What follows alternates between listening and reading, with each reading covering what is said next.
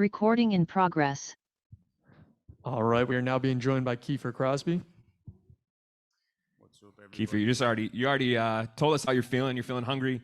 What is the hunger? You trying to get back in the win column, trying to compete again?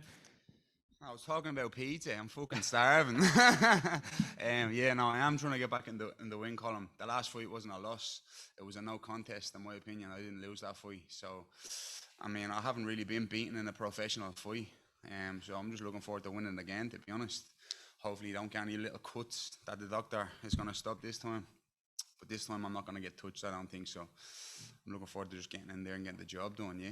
And you're repping your home country there, but I know you did most of your camp here in the United States, right? Can you talk about that move? No, I didn't. I came here only 2 weeks ago, to be honest. I went to Connor's fight, and then I floated up to Kansas to my friend James Gallagher, and then I did a bit of training with James Krause and his boys up in Glory. It was a great gym, great people, and yeah, no, but I don't do camps per se, you know what I mean? I just do a bit of training. And then when I organise a fight, I ramp it up. But majority of me training is in Ireland, to be honest. I've been training, you know, for years in Ireland, and the past 8 months in Ireland. I'm only here 2 weeks, so majority of the camp has been in Ireland. Gotcha. And, you know, those 2 weeks that you were here, though, is that a tough mental adjustment to be away from home and kind of be, you know, in a different place with different people, stuff like that? Yeah, kind of. Like, do you know what I mean? Obviously, I have a girlfriend and kids at home, and I'm missing them terrible. Do you know what I mean? But I'm in military mode at the minute. You know what I mean? I've been looking up a lot of like documentaries on the military and soldiers and how they go abroad and fight wars on end. And when you see these videos of soldiers coming back into the airport, you know what I mean? They see their kids for the first time in fucking a year and a half. You know what I mean? 12 months after fighting wars, it's crazy to look at that, you know what I mean? And we're lucky that we don't have to do that, you know what I mean? That's intense. They're going halfway across the world and they're in the trenches fighting actual wars and leaving their family at home, but they're fighting them wars for their family. And I feel like I'm doing the same over here. I had to come off to America early, focus on myself, be selfish, you know what I mean? And just knuckle down, and nothing else matters other than the gym and my rest. And that's what that's the frame of mind I kind of tapped into for the past few weeks, to be honest. You know what I mean? I put the head down, nothing else matters but this fight. You know, I got into focus mode. I had to make them sacrifices, and I feel like this is the best version of me, because, you know, at home and there's fucking babies hanging out, yeah, and you know what I mean? Yeah, doing things with the kids, it's great, but it's energy consuming, you know what I mean? So for the past 3 weeks or so, I've literally just been selfish, you know what I mean? I've just been going to the gym, going home and resting, napping, fucking nap. I haven't had a nap ever in my life, you know what I mean? I don't know myself now, having all these naps and getting good night's sleeps and waking up the next day feeling energized to go back to the gym, training, you know what I mean? And I think you'll see a big difference on Saturday night. I'm well primed and rested and ready to fight. Hey, Kiefer, right here. This might be a bit of an odd question, but is there a particular difference between fighting in front of an American crowd compared to a European one? No, I don't care, to be honest. You can put me in a bleeding car park and I'll fight, you know what I mean? I don't care. It only really matters to the fans, I think, you know what I mean? When they're, like, there's no crowd in the world like an Irish crowd, you know what I mean? And if you can fight in there, you can fight anywhere. That's the mecca in my eyes of fighting, you know what I mean? When you go into the Tree Arena on fight night and it's packed out and we're fighting on the card, there's nothing like it. So I am, like, this is great. I was only talking to someone a minute ago about the Forum Arena. It's such an iconic arena. I was only looking at The Last Dance the other night with Michael Jordan. And through the documentary, the Forum came on it, and he was playing the LA Lakers in like a big final of a basketball game. And I was like, fuck, it just hit me. I was like, I'm fighting here in 4 days. That's mad, you know what I mean? So it's an iconic arena, and I'm very proud that I'm actually getting out to come out here and represent my country and fight in such an iconic place. And there's going to be 18,000 people, and it's going to be mental, but at the end of the day, when you step into that cage, I don't give a shit who's outside that cage. My only concern is the man in front of me, and it doesn't really matter. It's all just noise at the end of the day, and noise doesn't come into competition. Do you know what I mean? Outside noise is just outside noise. I am booing, cheering, supporting, doesn't matter. You know what I mean? My goal is to win a fight. And there's only one man that I'm interested in beating. That's the man in front of me. I don't care about anyone else outside that cage, you know what I mean? Until afterwards, and then I can party with everyone. But for the 15 minutes, it's going to be focused on him, and that's it. So it doesn't really matter where it is, you know what I mean? When you're up against a veteran like Georgie, where do you even begin in terms of like studying his game, watching the tape and everything? Because there's obviously a lot of footage out there on him already. Haven't watched one bit of footage. I haven't watched any, to be honest. What do your coaches let you know about him? They just focus on me. They know me too well. I've been in this situation so many times that I've had pullouts, I've had changes of opponents, I've had last minute pullouts, I've weighed in and then the opponent has changed. I've been here, so I've realized over my experience on my career that like anything can happen. You know what I mean? He could pull out today, and then what? I'm after studying him for fucking 10 weeks and focused on him, and sparring partners were to replicate him, and now I'm fighting a 6'2" southpaw Thai boxer or something. I don't give a shit, to be honest. You know what I mean? He can do whatever he wants to do. I'm focused on me, and that's it. And I believe that's all it is self-defense. If I'm walking down the street and someone attacks me, I'm not gonna say, wait, hold on, are you a black belt in jiu-jitsu, or are you southpaw? Can you give me a few minutes to study a tape? No, I'm going to fight. I'm going to defend myself. I'm going to knock him out. So that's my mentality going into these fights. Do you know what I'm saying? And I carry that with pride. I think people get too caught up in the opponent and this and that. The only thing that like stands out in my mind is people keep saying his experience, and he's had so many fights, and the more experience equals the more damage. You know what I mean? I'm fresh. I've never been hit. I've been hit a little bit. I've never been hurt per se. I've never been knocked out in the gym or in a fight. I'm coming in here fresh as a daisy, ready to go. I don't give a fuck who it is, to be honest.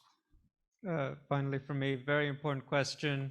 What kind of pizza are you looking forward to eating after the All fight? of the pizza. Oh man, there's more than pizza on my mind. You know what I mean? LA it seems like a good spot for a bit of food, so you know what I mean? I can't wait to just get out and go on the munch after this fight, yeah? Yeah.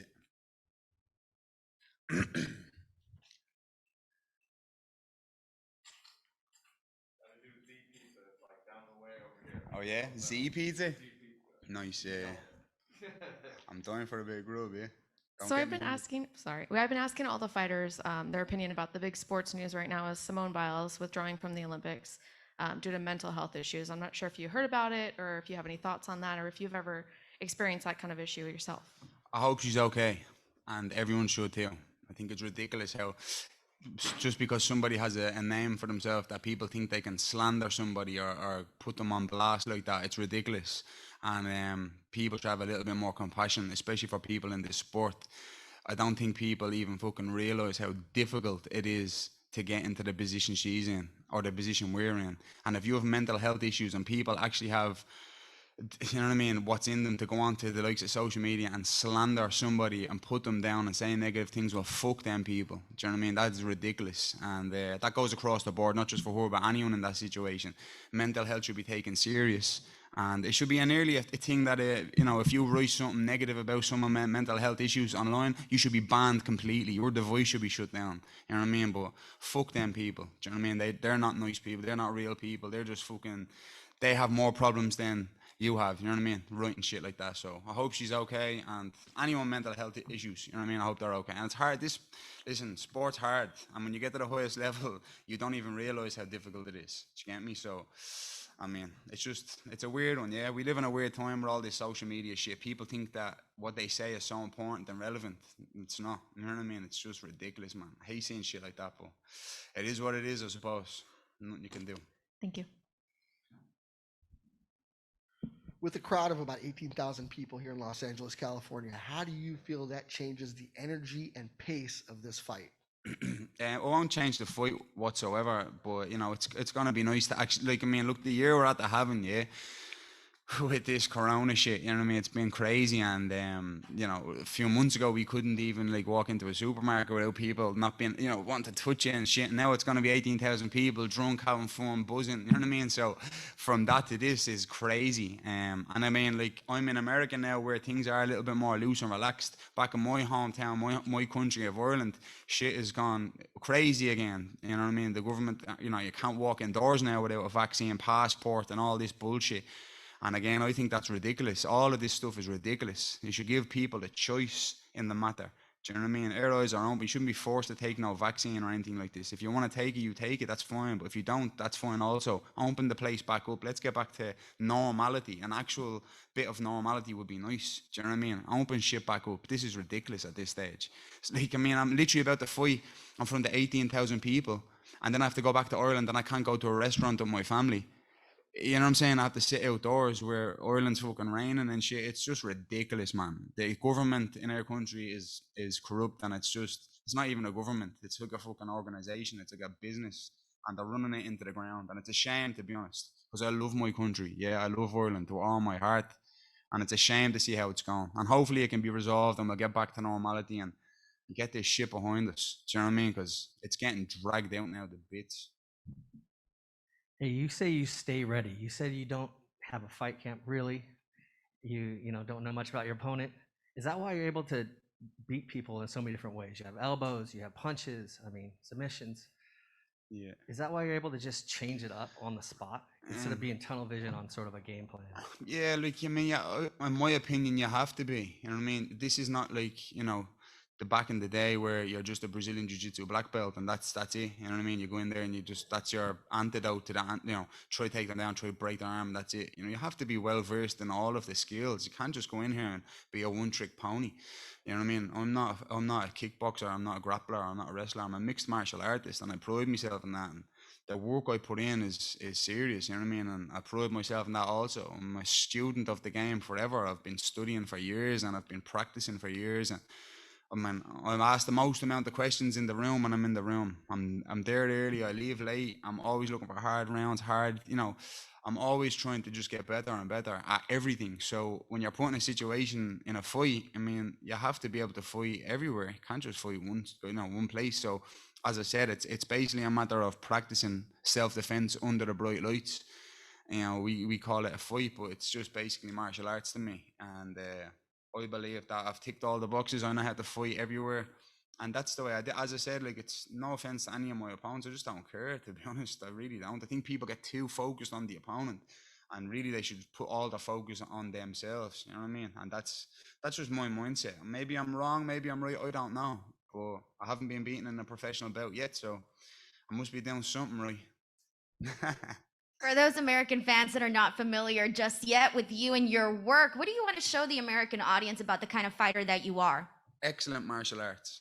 That's what I want to, I want to go down in history as one of the best fighters of all time. You know what I mean? Someone asked me about belts and shit like that. I don't give a shit about belts or anything like that. That's all, diamonds and noise and shit. I don't care. I just want to be one of the best. 50 years from now, I want people to be looking back at my fights being like, he was one of the best. I find myself looking at, Muhammad Ali highlights on YouTube, and you know what I mean? Like, I was looking at Pernell Whitaker the other day on YouTube, and I was looking at all these old school fighters, and I'm still in awe of how great they were. Do you know what I mean? I was looking at Prince Nazim Hamed, remember him? You know what I mean? Roy Jones, I was looking at all these crazy highlights and just being like, well, that's forever. And I don't know how many wins and losses they've had. I don't know how many belts they won. I don't care about all that. I just want to watch excellent fighting. You know what I mean? And when I watch it, I'm like, wow, they are like some of the best fighters of all time. And I look at Hoist Gracie, you know what I mean, in the first UFC. I look at that and I'm like, fuck, that's forever.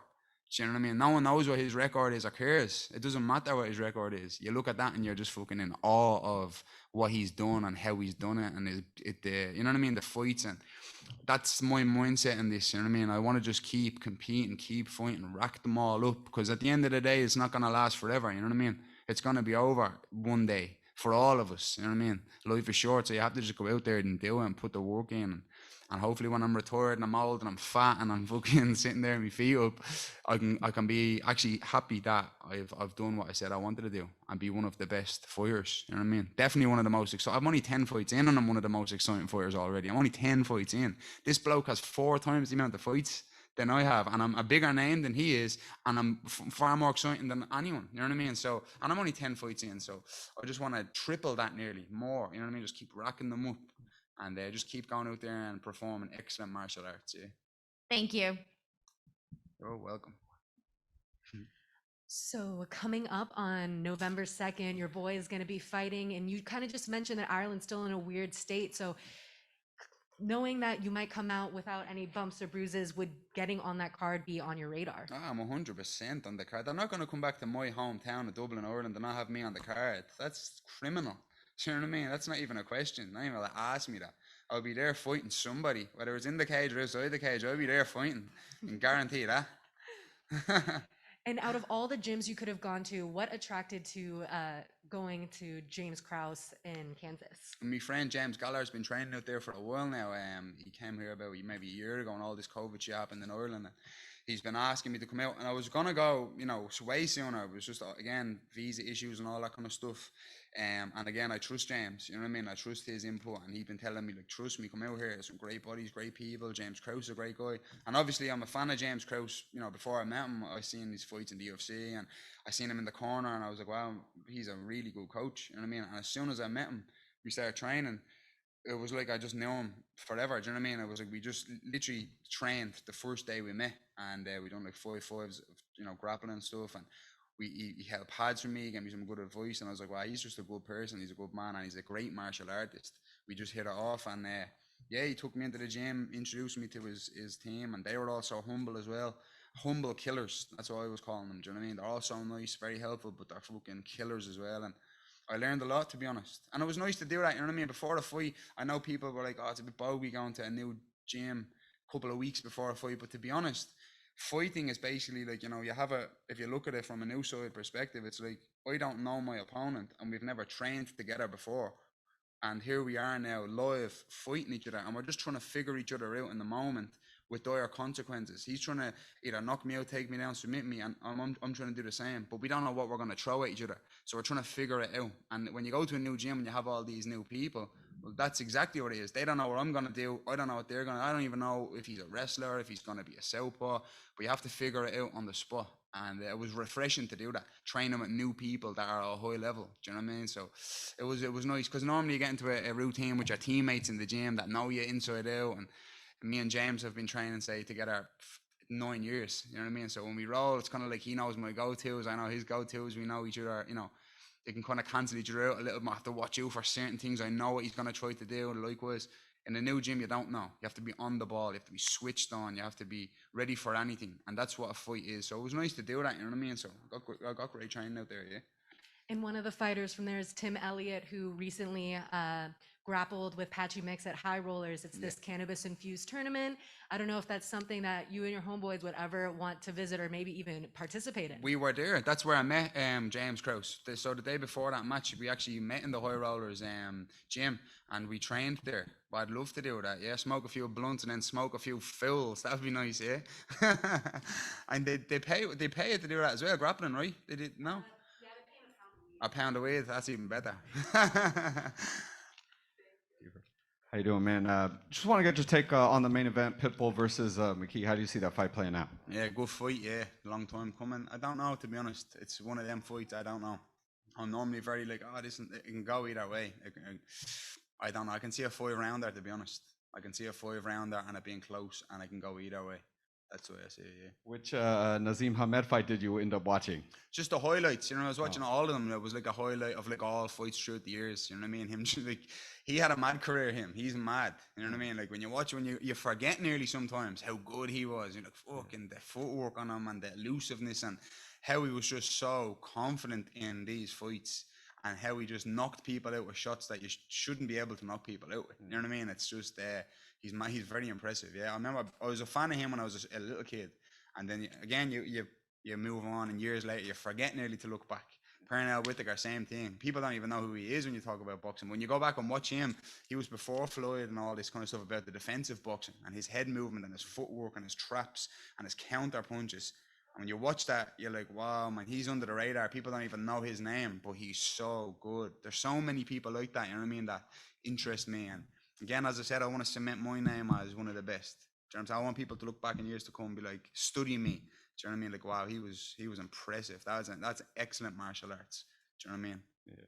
Well, you mentioned Pernell and Nazim. They're both very like kind of fluid. You know, a lot of hip movement, a lot of footwork. Do you mimic your style like that yourself, or is that, I mean, you're just a fan of that style? Yeah, no, I'm just a fan of all styles. To be honest, I try to take something from everything. Do you know what I mean? Any style. Like obviously, I grew up on Tyson. Tyson's like my idol. Do you know what I mean? When I was a kid, and he was the #1 person for me, and still is. To be honest, I just love Mike Tyson. Do you know what I mean? He's a great fighter, and true. When I was a kid growing up watching him, it was just like we were all in awe. Do you know what I mean? Of watching his fights, you'd never not be jaw dropped when you're watching him because you just know. It's like throwing a bleeding human into a lion's den and just like, right, this is going to be mental. You know what I mean? It's going to be crazy. And that was my favorite thing about watching him, just the excitement. And even now you watch his old highlights, it's like hard to believe how he just like walked through people. You know what I mean? At a high level. Like the Trevor Berbick fight, you watch that fight and you're just like, shit. Like Trevor Berbick was the champion. Mike Tyson was, 19 and went in and just dismantled him in one round. It was like, it's hard to believe nearly, do you know what I mean, that he done that. And I always envision myself being like that, you know what I mean? Like a destroyer nearly in a fight, you know what I mean? Just going in there and this is a fight. This isn't playing here. You know, I'm going in here to kill and this is it. It's me or him, do or die, you know what I mean? It's kill or be killed. And I love that mentality that he had. And obviously his elusiveness for heavyweight and all of that. I take something from everything. You know what I mean? I'm just a fan of fighting in general and martial arts, and I try just watch everything and study everything and take a bit of inspiration from everyone. You know what I mean? So.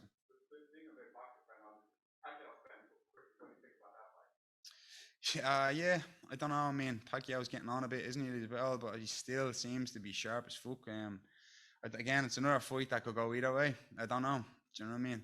I mean, obviously, you'd like to see Pacquiao do it because it's Pacquiao. He's a nice guy, but Spence is on that stage now where it's going to be very hard to beat him. He's a beast. He's a beast. You know what I mean? So, again, it could. I don't know. Boxing's a weird one as well. When it goes to decision, who knows what's going to happen, right? It's like, I think it's a bit bogey, all the decisions and stuff these days. But that's something I'm going to be doing as well at this fight, into the professional boxing world, yeah? There's a few people that need a hiding in this boxing world, and I'm definitely going to be jumping in there and dishing out a few hiding. So that's something that interests me big time. Since we're doing Kiefer Crosbie's boxing pick show right now, how do you see the trilogy fight between Tyson Fury and Deontay Wilder? I'd say that happens on October the 9th. Tyson Fury, yeah. I'd say he's going to just smoke him, to be honest. Yeah, he's the better boxer. You know, I think so, and I think he's more mentally strong, and yeah, I think he's going to win, to be honest, yeah. And are you suggesting that you'd like to cross over and do some boxing? 100. I'd love to fight his little sister. You know what I mean? What's her name? Tommy, the fella that plucks his eyebrows. You know what I mean? I asked for that fight already. My management team was on to his management team. I made it quite clear that I'll jump in and fight him if his opponent pulled out, which they did. And nothing got said back. He chose someone else. You know what I mean? I'm just sick of seeing all these donkeys fighting bums and talking shit like they're the best thing and fighting. You know what I mean? We're in here fighting warriors. I'm fighting a guy that's had 40 fights. He's a veteran. I'm fighting guys that are killers. And you see these boxers and they're fighting 126 people. That's not a joke. Do you know what I mean? That's fact. There's boxers out there that have records of 0 wins and 100 losses, and these boxers are fighting them and claiming they're the next big thing. That's embarrassing, man. That's crazy. So, I mean, I'm gonna jump in here and have a few knocks and boxing myself. Do you know what I mean? It'd be nice to do a boxing camp for once as well. I think it'd be a bit handier than an MMA camp, to be honest. So, can't wait to cross over and give it a go. All right, thanks for the time, Kiefer. Good luck on Saturday. Thanks very much, everyone. Yeah, nice one.